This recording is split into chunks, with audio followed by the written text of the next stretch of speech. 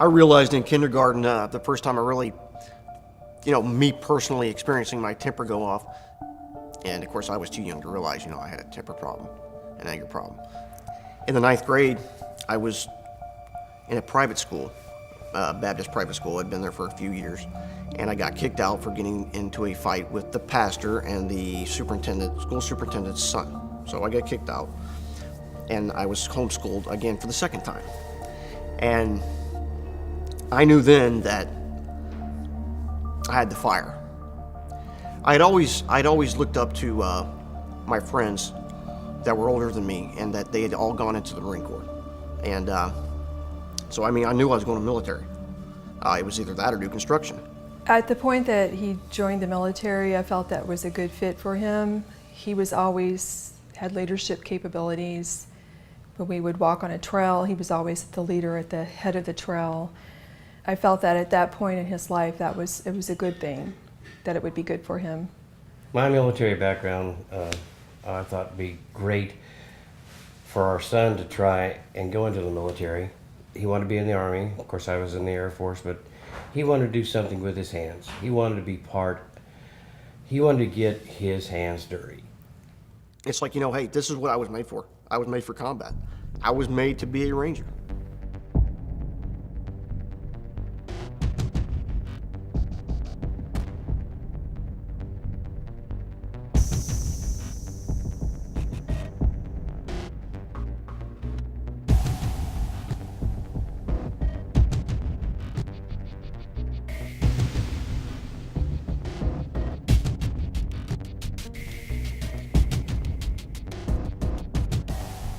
The first day of Ranger indoctrination was September 11th, 2001. CNN was on, and both the towers were smoking, and I felt the rush, and I knew that the reason I had joined the military was coming true. That was really the pivotal point in it all, I believe. We began training to jump into Saddam International Airport in February of 2003, right when we came back from Afghanistan. So we knew that, something was going on, something's going to happen. We knew we were going to go to war. And the reason that we had finally flown in country into Iraq was to go rescue Jessica Lynch. The main objective was Jessica Lynch, and then the other one was recover the bodies of her military brothers and sisters in her unit that had been killed.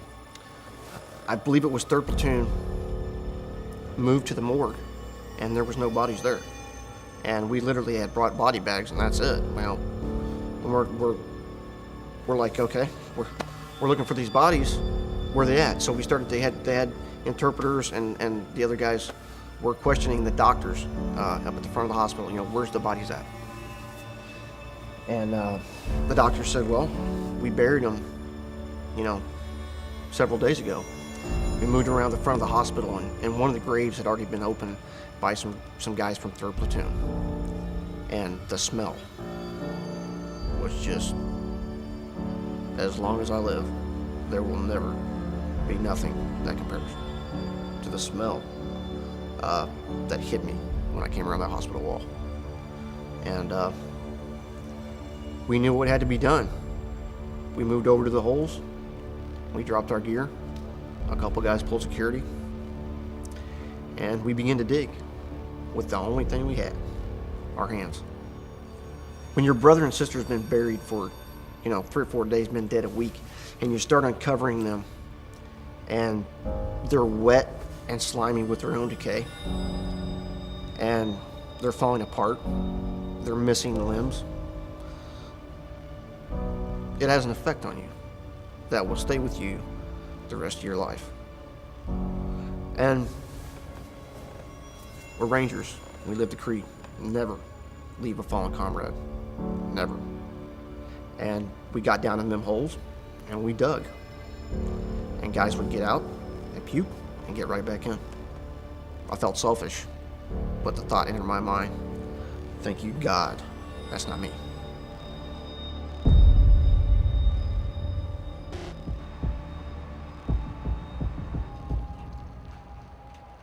We deployed to Mosul, Iraq, January 2005, and I got the the honor and privilege to be the gunner on a Pander for Task Force Delta. And believe me, we look up to them guys. They're, you know, the operators, the true operators. That's what they've always been called. We were doing a day mission, January 28, 2005, 2 days before the first time the Iraqis stuck their fingers in the ink and voted for the first time. So there was a curfew, and absolutely no cars were allowed on the road. And that was because of threats of IEDs or, you know, car bombs driving up into the voting areas and exploding and killing people. So we accomplished what we came to do, and we turned around and started heading back to our base. I remember looking at my watch. It was 12:05 Zulu. The sun was up. We were cruising down the road. I would say we were going as fast as we could go, which is about 45 miles an hour. And we came up to an intersection, and our convoy was going from east to west, and we were the lead vehicle. Now, off to my left, all the houses were built directly up to the curb. We had come to an intersection, and them houses being up on the curb, you literally could not see the other highway that was going from south to north. But there was a flicker between the buildings. And I remember, I said, striker left, striker left, striker left. I hit my comms, striker left, and I kept screaming until I ran out of air. As we came up to the intersection, probably in the last 0.5 second, Sergeant First Class Mickey Zahn, the operator that was driving the Pander, cut to the right. As he cut to the right, the Pander T-boned us into the left side, right into where Mickey was driving.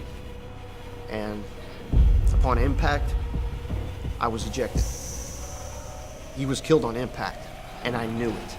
I knew it as I was flying through the air.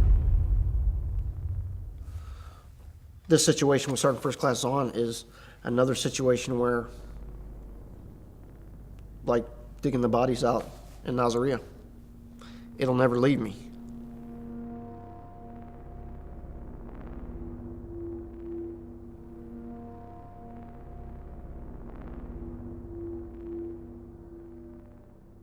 It kind of boils down to the injury he sustained on the knee wasn't life-threatening, but the internal injury of the mental anguish of losing Mickey Zahn, it continued to haunt him, and it followed him every day. And so he described it to me once as like a black shadow, that he would turn and he would see a shadow or something black behind him. I was left with a messed up knee, guilt from the, wondering if I made the right decision. Someone died. Did I make the right decision? An operator, a man better than me, died. That, not being able to train, knee surgery, I went straight to alcohol, hardcore. And from February to May, that's what I did. I drank and drank and drank. But the whole time, through all this, my common denominator of support was Tanya. May 7th, we went to a chow wagon, me and Tanya and some of her friends. And after that, we returned to a party. She decided to ride with her friend back to the house because I was too drunk.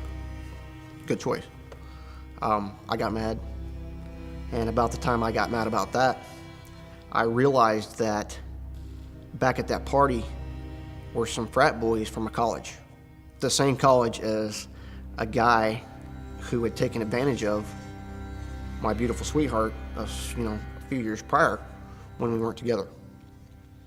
And in my alcoholic rage, PTSD fit, not knowing even if that was one of the guys over there, I turned around, got back in my car,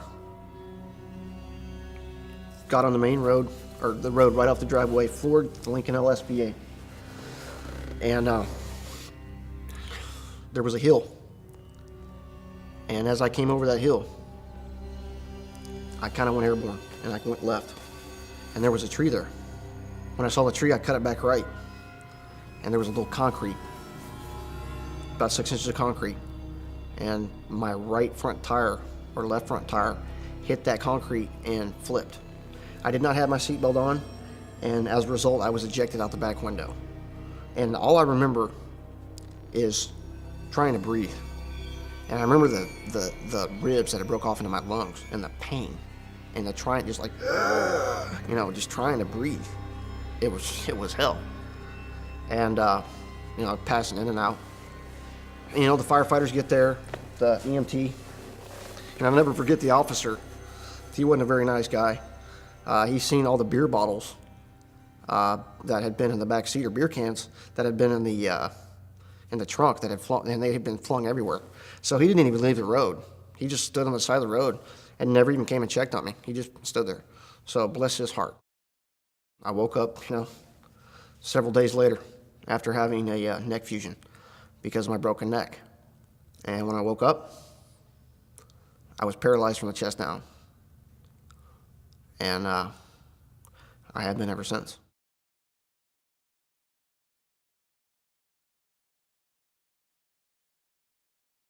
We got the call about 2:30 in the morning, and it's the call that no mother wants to receive, no father wants to receive. We dressed as quickly as we could and got to Louisville, which is like 8 hours away, by, I believe it was 10 or 11 o'clock that morning. Our first sight of our son was, he was in a collar. He was on the emergency room gurney. He was covered with rocks and blood, and that was the beginning of our journey into a different life. So I'm in the University of Louisville for a month.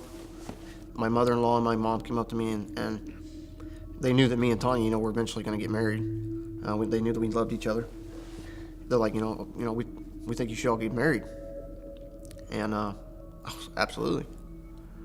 So we were married, University of Louisville Trauma Center, intensive care, May 23rd of 2005. And after spending a month at Louisville, I was transferred to the VA in Chicago, the Hines VA in Chicago. And that's when the horror began. I couldn't get off the ventilator, and the reason I couldn't get off the ventilator is because I had a hole in my esophagus that they didn't know about. I had pneumonia. They did not know that either. They sent me to a specialized clinic to get off the ventilator. During that time, they did not turn me, so I developed a pressure sore. That pressure sore became so bad that it ate through my femur and disconnected my femur from my pelvis, and it's still that way today.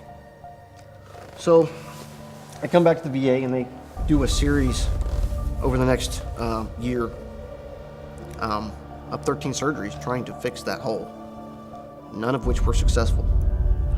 In that time, I went for a period of 3 months with an indwelling catheter in my penis, and it was never removed or cleaned. And to this day, them not doing that, it took, you know, a normal looking penis and it twisted it over to where it's pointing over here. That's the kind of neglect that happened to me. During this whole course of debacles with his treatment and care, he was taken to one surgery, and I believe it was when the muscle was put up into the throat, into the neck to try to repair the hole, that when we were finally allowed to see him, he was in an ICU unit. They could not regulate the heat. It was very hot in there. And he was laying on a pillow that had blood on it from the seepage in his neck. And due to the heat, it smelled. It smelled like blood. And we asked for the pillowcase to be changed, but people were too busy. And he laid that way for hours. The heat was terrible. I mean, these are only just a few instances of what he had to put up with in a U.S. hospital. We're not talking about PTSD overseas because of military duty. We're talking about you should be safe in the United States, in a military or a VA hospital. You should be safe And during the whole time in the VA, he was never given physical therapy because of all the surgeries on the throat. He was never well enough to have physical therapy for his neck injury. One time they were wheeling him out of the spinal cord unit and wheeling him to the main hospital. And the guy that wheeled him out lost control of the cart, and Chris started rolling down the embankment by himself with people watching. Here he is, he's a spinal cord patient. He can't get up and help himself, and he's literally rolling down the embankment. This whole time, not only am I going through this, my wife, now Tanya, had moved to Chicago, and every day she was coming in, you know, she lived by herself in a one bedroom apartment, and she would come in and help take care of me every day. Because the care was so horrible, I would have literally died if she hadn't have been. December 1st of 2006, after 19 months of hell, I finally went home. And as soon as I went home, I turned to alcohol. And I started abusing my pain medication. And I started verbally abusing my wife. And this went on for 8 years. And we tried counseling. We tried different things. But I never put forth the correct effort, the right effort to get help. I literally would take any form of speed over the counter I could find. You know, you take your speed, you take your drugs, you watch porn, you go play computer.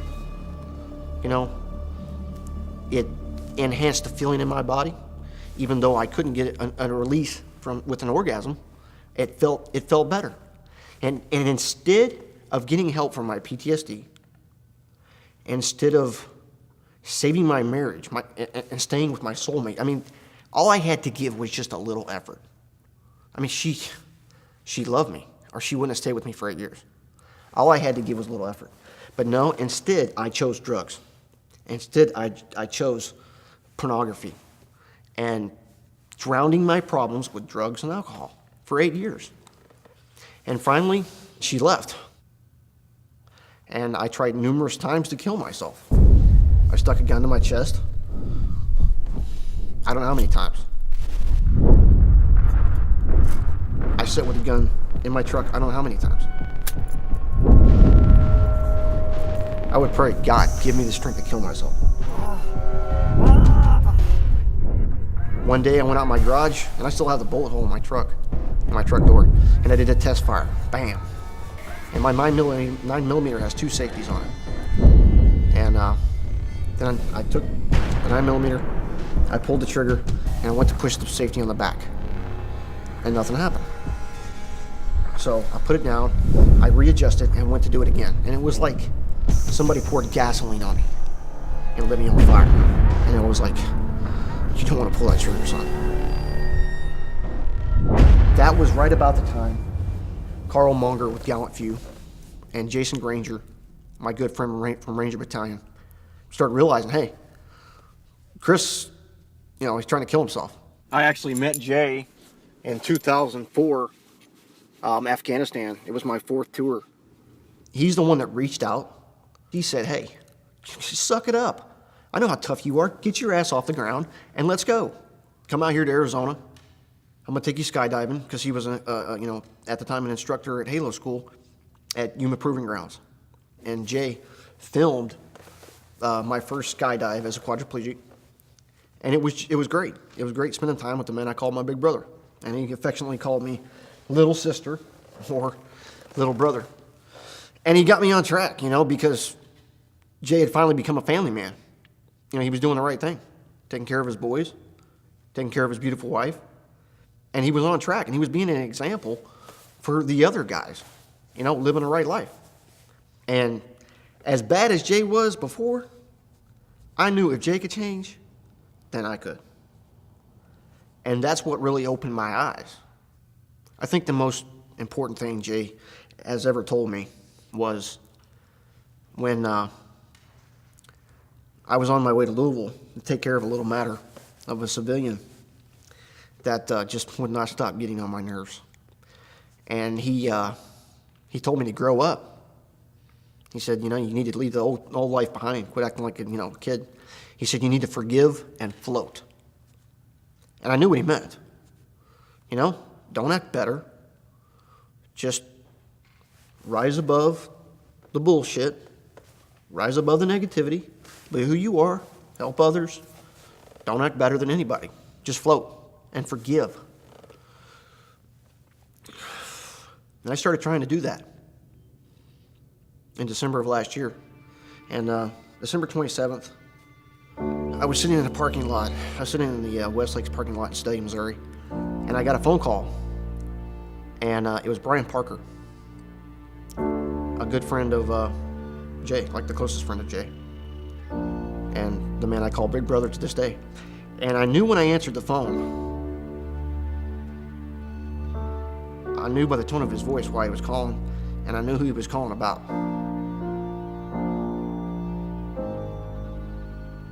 And he said,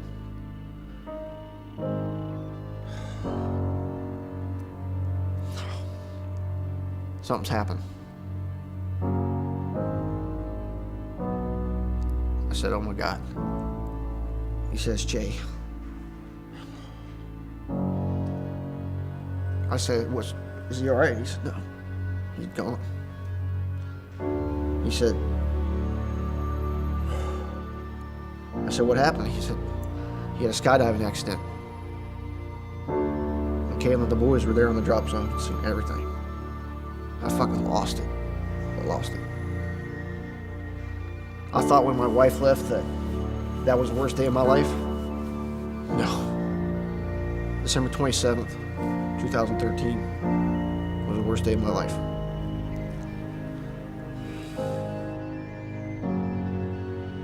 Losing Jay crushed me. But that instilled something into me that he told me, you forgive, you float, and you help others, little brother. And I knew damn well that if Jay, who's now gone, he's gone. I had no choice. I'm not quitting now. I'm going to help others. It doesn't matter how much it sucks every day, how much pain there is, how much I miss my family. I miss them every day. I miss them every night. Okay? I do this fight alone 90% of the time. But I have a man's memory and the power of my brothers, the love that I have for them, and I live for them. We fight on each day, even though we live with broken hearts.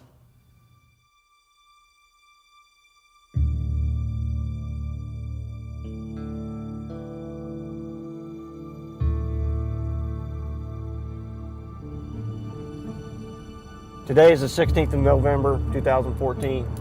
It's exactly 1 year since me and Jay and Marty jumped at Sedona. I was on drugs and alcohol for 8 years, self-medicating for PTSD, 5 combat tours, 19 months in the hospital, and Jay reaching out and helping me and bringing me to the desert, Arizona, Yuma area, just north of Mexico border. I don't know, I found a peace in the desert. It's just you, all your problems, the desert, and God. And you kind of find yourself. If you spend a lot of time by yourself and you face your demons, you're going to find out what you're made of. You're either going to break or you're going to get stronger.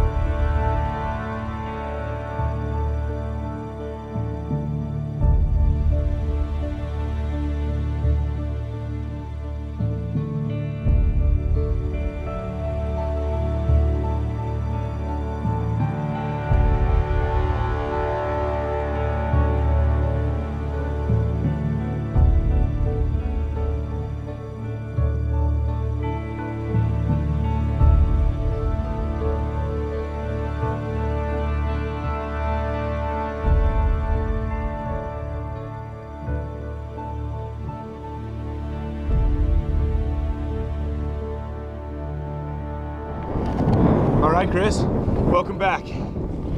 How you feeling, man? Good. Miss my brother. And it's good to jump and honor him. Oh, miss all of them. God bless their sacrifice. 23 veterans commit suicide every day. They get secluded. They feel the rejection of the stigma that society has of PTS. Because the stigma against combat PTS is not the same as a rape victim or that has PTS, or a car accident victim that has PTS. We're feared. We're looked at like somebody that's going to come in there and just, go nuts on everyone.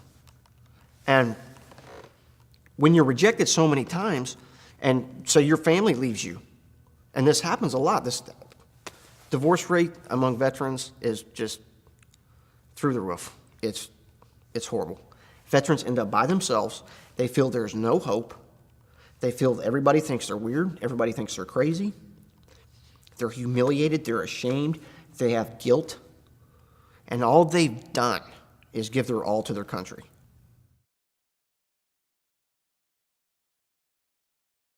Gallant Few is basically a veterans mentoring program.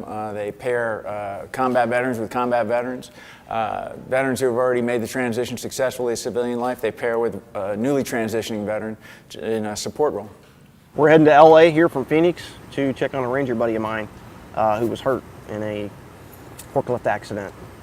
That's what Bat Boys do. We cover each other. No matter what. It don't matter how far you are. It don't matter what's going on. You drop what you're doing and go check on your brother. When someone contacts Gallant Few and they need assistance when they're facing homelessness, suicide, they need a job, what I do is if they're in my area, in the Phoenix area, or anywhere within a couple states, I will get to them and I will give them what they need at that point in time to sustain them. His fearlessness and his tenacity is an example to so many people. How you doing, brother? Good to see you alive. My name is Richard Loza. I was in 3rd Bat, Seaco. So I was involved in a work accident where a forklift pretty much crushed me, left me with a shattered femur. You're a Ranger, for one. I know you're not going to get down. And if you do, you're going to be fine because you're a Ranger. You're going to suck it up and drive on.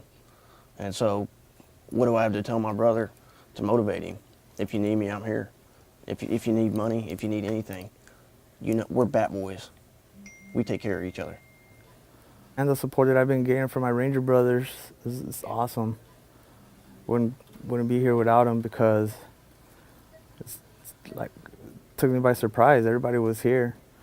I had all my Ranger brothers from California here the next day when they heard from the accident.